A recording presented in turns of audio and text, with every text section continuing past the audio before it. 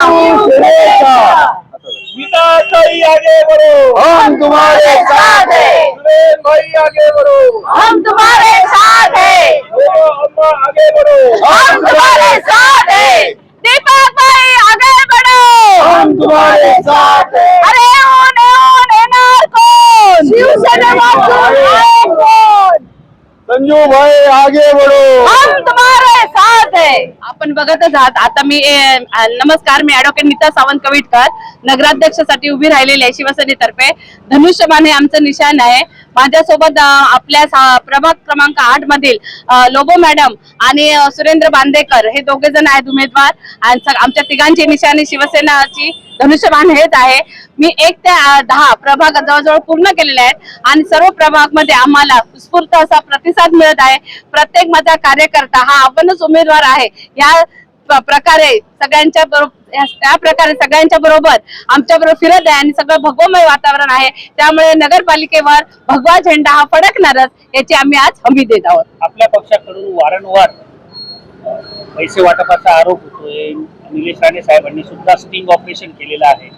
सावंतवाडीमध्ये सुद्धा असा काही प्रकार सुरू आहे. सावंतवाडीमध्ये असा काही प्रकार सुरू आहे की नाही याबद्दल मी काय सांगू शकत नाही. परंतु मला एकच म्हणायचं आहे की जर तुम्ही विकासाचं काम पूर्णपणे केलेलं असेल तर अशा प्रकारची पैसे वाटपाची पाळी विरुद्ध पक्षावर किंवा इतर कोणावरही येण्याची गरज पडणार नाही. तुम्ही राजघराण्यावर आणि युवराजांवर मोठी तलाव विकल्या जाण्याची भीती व्यक्त केली होती. पण काल युवराजांनी हे सगळे आरोप पुढून काढून 2003 साली नगराध्यक्ष कोण होतं आणि मोती तलावात हॉटेल घातल्याचा घाट कोणा केला नाव न घेता कोणी आणला होता केसरकरांवर थेट आरोप केलेले. त्यांनी जे काही आरोप आमच्यावर केले ते मी ऐकलेले नाहीत. परंतु मी एवढंच सांगेन की असे प्रकार जर असते तर ह्याच्यापूर्वीच त्यांनी उघड केले पाहिजे होते.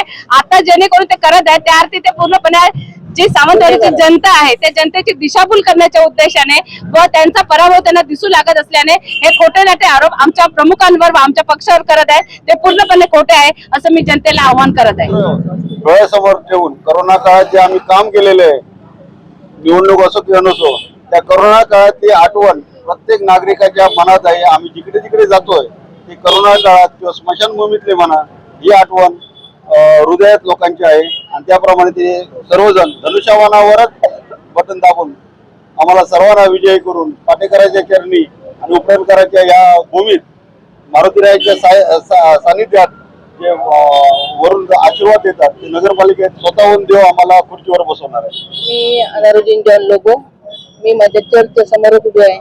मला मोठी फार ताकद आहे चर्चची आमच्या परमेश्वराची. जे काय आता कोण फिरत आहे त्यांचं ते काम करताय. दीपक भाईच्या सानिध्यात राहून आम्ही एवढे तयार झालेलो आहोत की आम्ही जनतेची कामं केली आहेत. इलेक्शन पुरतं झालो नाही. आता तुम्ही मगाशी म्हटलात की तलावाच्या संदर्भात तुम्ही बोललात. तलावाचे सुशोभीकरण करण्यासाठी कोणी अडवलं? मल्टीपर्पज हॉस्पिटल येण्यासाठी कोणी अडवलं? त्याचं उत्तर द्या ना. ते का बोलत नाहीये? जे आपण हॉटेल बांधत होतो ते त्यावेळेला जनतेने विरोध केल्याबरोबर आम्ही ते स्टॉप केलेला आहे. त्याच्यावर पुढे आमची उजरेगिरी नाही केली आणि आम्ही मोठेपणा म्हणजे बांधणारच असं म्हटलं नाही. जे जनतेला नको ते आम्ही करत नाही. ते जनतेला पाहिजे ते काम आम्ही करतोय. माझी ही 6वी वेळ मी जनतेची सेवा करत आलेला आहे. आता ही माझी शेवटची वेळ आहे. जनतेने मला भरघोस मताने निवडून द्यावं आणि आपली सेवा करण्याची मला द्यावी हीच माझी विनंती.